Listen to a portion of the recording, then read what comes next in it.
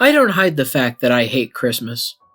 Go ahead, call me a proverbial Scrooge, insult me to no end. But every year, I feel a dread greater than anyone who hates the holiday season could ever claim.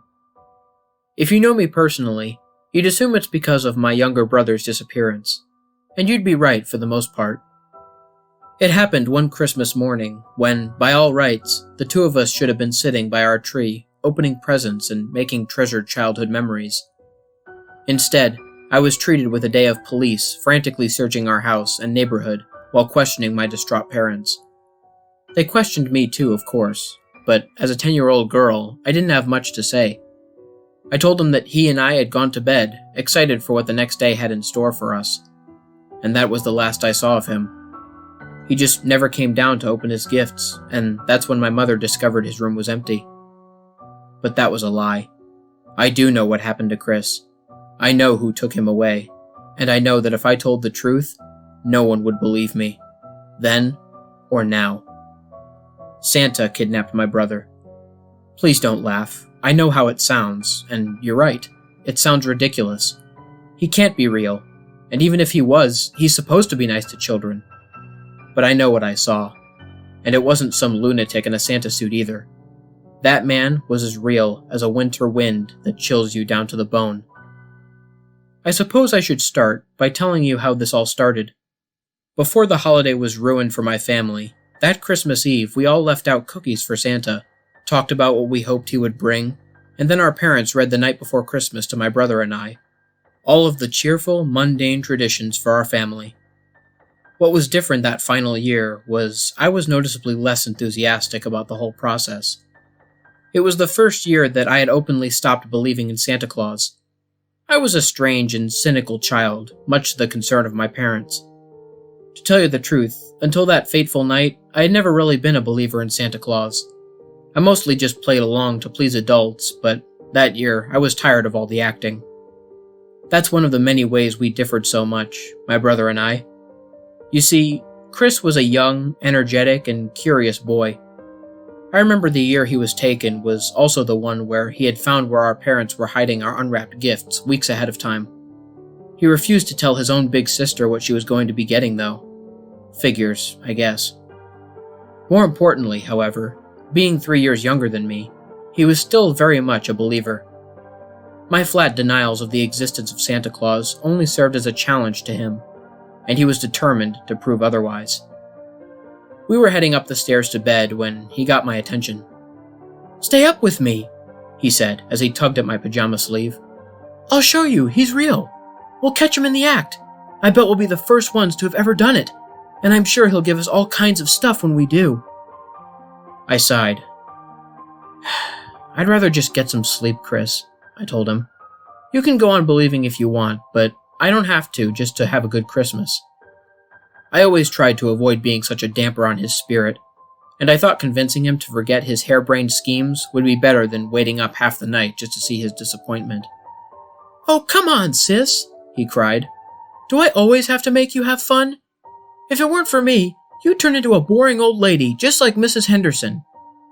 I must have made a disgusted face, because Chris laughed, gave a mischievous grin, and said, "Well, what's it going to be, Mrs. Henderson? Are we going to catch Santa in the act or not?" For some context, Mrs. Henderson was my 4th grade teacher, and I despised the old crone with a passion. Chris knew exactly how to push my buttons. "All right, short stuff, you're on," I said, with more bravado than I actually felt. "First to fall asleep has to wait till New Year's to open their gift from Santa." Chris's eyes flashed with excitement at the wager. "I'll take that bet." So we went to our rooms to wait for our parents' turn to go to bed. After the lights downstairs went out, I waited about a half hour just to make sure they were asleep, and I crept out of my bed and snuck my way downstairs. I saw that there was a light on in the living room. Chris was sitting casually near the fireplace. "What took you so long?" he asked, always the confident one.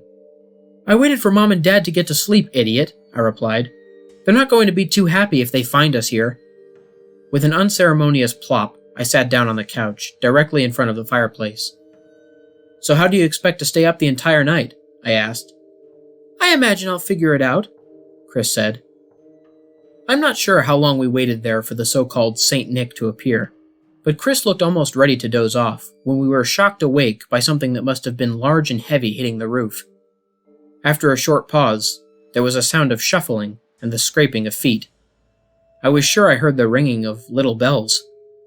"Oh man," Chris whispered in awe. "It's really him!" For a moment, I wondered why Mom and Dad weren't awoken by any of this. All this racket was enough to wake the dead, but that train of thought stopped when chimney soot started sprinkling down into the fireplace. Chris dashed over to me and shook my shoulders. "What did I tell you? He's real! He's real!" Unlike Chris, I didn't think there was any supernatural explanation behind this strange occurrence. I was convinced it was a burglar finding their way in through unconventional means. I sat, stiffly staring at the fireplace for a few moments, unsure of what to do, until I rose and dove underneath the couch to hide. "What are you doing?" Chris cried in bewilderment. "He's coming!" "Get down!" I whispered fiercely at him. "We don't know who that really is!"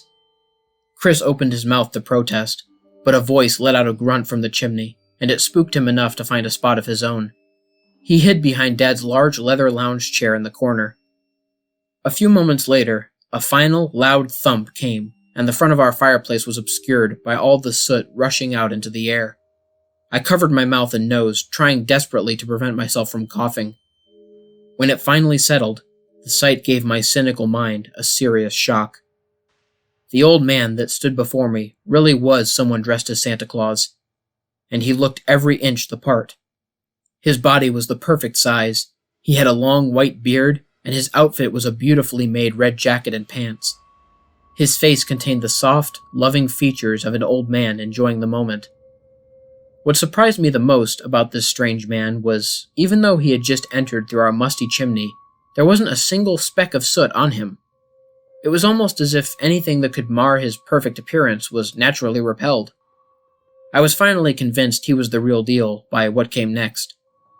Throwing his sack of presents over his shoulder, Santa stepped away from the fireplace, and a short elf girl emerged to follow him. The elf had pointed ears, a glistening green suit, and was so short she only came up to Santa's knee. Unlike the jolly old man, she seemed terrified to take a single step into our home. She looked all around as if there was some terrible threat in the room, and seemed only slightly relieved when she mistakenly thought it was empty. Santa noticed her fear, but rather than reassure her, as would be expected, for a fraction of a second, his kind face changed into a look of pure, horrifying malice. It was like the kind old man had been replaced by an insane, merciless master, only to return a nanosecond later. The elf's mood changed on a dime. In short order, she was filling our stockings with small toys and candy, with a smile plastered onto her face that seemed ready to crack at any moment. Being so short, she had to use some kind of magic to levitate so she could get within reach. With purposeful, yet quiet footsteps, Santa made his way to our tree. Taking 2 presents from his bag, he placed them in the proper spot and went to where we had left his traditional snack. The elf was done with her job too, but Santa wasn't inclined to share with his companion. Now that she was towing the line, he barely even acknowledged her presence. She just stood there next to him, waiting for him to finish, wringing her hands in nervous movements. On its face, this whole scene was like something ripped straight from a Christmas television special. But even at my young age, I could tell that something more was going on. What I'm trying to say is, it seemed like they were attempting to appear whimsical for whimsy's sake. Like it was all one big act they were putting on. The little elf barely passed as a convincing actress, and Santa's momentary lapse only cemented my suspicions. It was something I was unable to articulate fully at the time, but I can now. It looked like a ruse. Chris fell for it right away, though. He must have been too young to notice the sinister signs that I had been able to pick up on. From my angle on the floor, I could see him clearly in his own hiding spot. The look on his face told me everything I needed to know. He was completely enamored with these 2 people. To my horror, he slowly crept out from behind the chair. I wanted to call out to him, to tell him to stay right where he was, that these 2 were strangers, that there was no way to tell what would happen once they knew we were there. But that would have given us both away. It's not like he would have listened to me anyway. How many kids out there can't help but trust Santa Claus? "Wow," he whispered to our bizarre intruders. "It's really you!" At this, both Santa and the elf turned to find Chris standing in the middle of the room.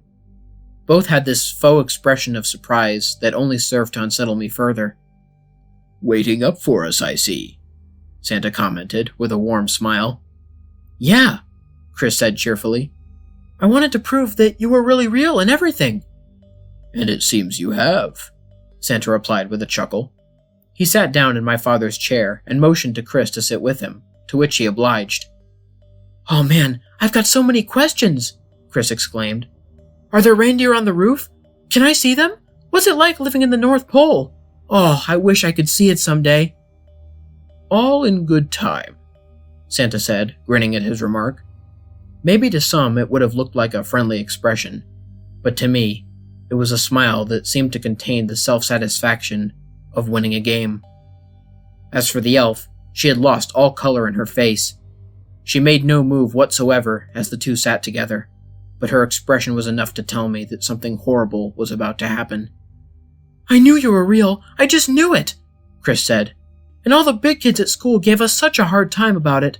Even Sis was losing it too. Just wait until everyone hears about this." "They won't, Chris," Santa said, clasping his gloved hand over my brother's shoulder. "Huh? Why not?" he asked, confused. "Do I have to keep it a secret?" Santa laughed, a deep, evil laugh that was too much unlike his fabled ho-ho-ho. "Do you honestly think that you've been the only one ever to see me? That throughout history, the many little children of the world haven't done the same as you?" Chris shifted uncomfortably in the man's lap. I guess not." "You see, Chris," Santa began, "children are not to be trusted. They're the ignorant, greedy, and selfish offspring of humans, a greedy and selfish race to begin with. Over the years, I've been able to sustain myself on these human qualities, and humans have happily whitewashed my persona in order to satiate their desires without guilt. It's the perfect season for it. Don't you agree, my dear boy?" The excitement in Chris's face was all but gone now. He was finally starting to get it. "The children who seek me out always want something," Santa said. "More meaningless possessions, satisfaction of curiosity, or simple proof are only a few examples. However, there was always a price to be paid for breaking the rules and finding something that is not meant to be found." Throughout this conversation, the elf began to gather the gifts they had brought with a hint of reluctance. She even managed to make the cookies Santa ate magically reappear. She was ridding the house of any evidence of their presence. Santa's hand squeezed Chris's shoulder tightly. "I'm always looking for more helpers," he continued. "Children who have seen me, who could never keep such a secret, are the perfect candidates." My brother's face turned to an expression of absolute fear. He now realized his fatal error. "You are not the first," he said. "And you certainly won't be the last." Turning to his elf, Santa barked out a command. "Annabelle, it's time! Change him now!" "No, please, the elf stammered. "Please don't make me." Santa gave her a cruel look of disdain and waved his hand toward her in an odd way. I was horrified to see the elf suddenly start clawing frantically at her face, digging her nails into her own skin. She screeched in pain, unable to stop harming herself. Santa waved his hand again, releasing her from her torture. Her face was now covered in scratches and dripping with blood. Chris screamed and dove off of Santa's lap, trying to rush out of the room, but the old man made another strange wave with his hand, and Chris stopped in his tracks. As if possessed, my brother turned around to face him, his eyes wide with fear. He was under that awful man's control. "Don't you see? It's too late for you now," he said triumphantly. "Accept your fate." With a smug grin, Santa looked to his companion. "I should really start having you all wear red," he said in a mocking tone. "At least then the blood wouldn't show so much. Are you going to do as you're told now, Annabelle? or do I have to think of something worse for you?" The elf let out a heavy sob and looked up to my terrified brother. "I'm sorry," she said in a sad, high-pitched voice. From where I was, I could see her tears mingling with blood as she took a little silver wand hidden in the folds of her clothes. She pointed it directly at my brother, and a blinding flash filled the room. It took some time for my sight to recover, but when it did, I saw the Chris I knew disappearing before me. His whole body looked like it was melting before my eyes, unnecessary flesh falling away and reshaping itself. When the transformation was over, he was shorter and squatter. His ears came out to sharp points. His nose was round and flush, as if he had been out in the cold. Even his clothes had changed into a uniform similar to Santa's companion, only red this time. His new elf appearance was a caricature of his former self. He must have been so scared. Looking down at his new form, he could only let out a pitiful squeak. So was I, as I lay frozen underneath the couch, clutching the carpet. As that awful obese man and strange crying elf dragged my newly turned brother into our fireplace, Chris looked down and stared directly at me, his expression a desperate cry for help. But what could I do? How could I fight off two magical beings without getting myself into the same horrible situation? So I did nothing. I still have nightmares about it. With Chris in tow, they shot up the chimney all together through their strange magic, and that was the last I ever saw of my little brother. For almost the entire night, I stayed under the couch, softly crying. In my state of shock, I had no strength to do much else, but as I saw the sun slowly rise from the windows, I knew it was safe to crawl out of my hiding place and find my way back to my room. The rest, I guess, is history. To this day, I won't have anything to do with this terrible holiday. I don't decorate. I don't give out gifts. I don't go to parties. I won't even live in a house with a chimney or fireplace. Hell, I even refuse to visit houses with one this time of year. Don't even get me started about the mall or street corner Santas. I just keep to my apartment as much as I can. In my paranoia, I really just turn into a cheerless shut-in a month out of the year, because I know that somewhere in the world, there will be more unlucky children going missing. I still don't know why I didn't meet the same fate as my brother. Has he never told his captors that I was there too? Could he really keep a secret for that long? Could they somehow pry the truth out of him? Every year since that night, I've been terrified that they'll finally come for me. Perhaps what keeps me safe is the fact that I've stayed quiet all these years, never telling anyone what really happened. I can only assume that Chris has done the same. Anyone out there must be wondering why I'd say anything about it now. To be honest, I want to, because I'm not sure what that fat bastard could do to me. I mean, there's no way he could turn a fully grown adult into an elf, right? But most of all, I want to know what's become of Chris. It hurts to think what could have happened to him over all these years, and I need to find out. Maybe if I share my story with the world, somebody out there will give me some answers. Maybe there's some way I could help him. I'm willing to take the risk.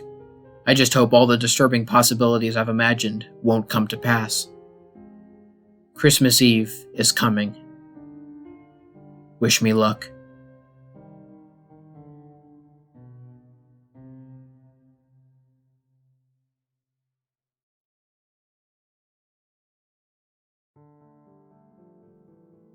What's up, everybody? This is the Lone Wolf here. Thank you so much for listening. I hope you guys enjoyed my narration of A Christmas Warning. So now that finals have passed and I am currently enjoying my winter break, I'm going to continue on with my one video every week pattern until school starts again, and then I'm going to go back to my one video every 2 weeks pattern. Anyways, if you're new to the channel, please consider liking, sharing, and subscribing if you enjoyed the narration. Turn on the bell for notifications and join the Lone Wolf Pack. If any of you guys want to send me a message, like a personal scary story or a creepypasta recommendation, or you just want to chat with me, there will be a link to my email account and my Twitter account in the description. There will also be links in the description for all of the music artists that I used in this video, along with each individual track that I used for those of you interested in the music. And last but certainly not least, if any of you guys have any ideas or tips for me to make my videos better, please leave me a comment or send me a personal message. Until next time, stay spooky. And remember, the hunt begins when the moon is full. Happy holidays.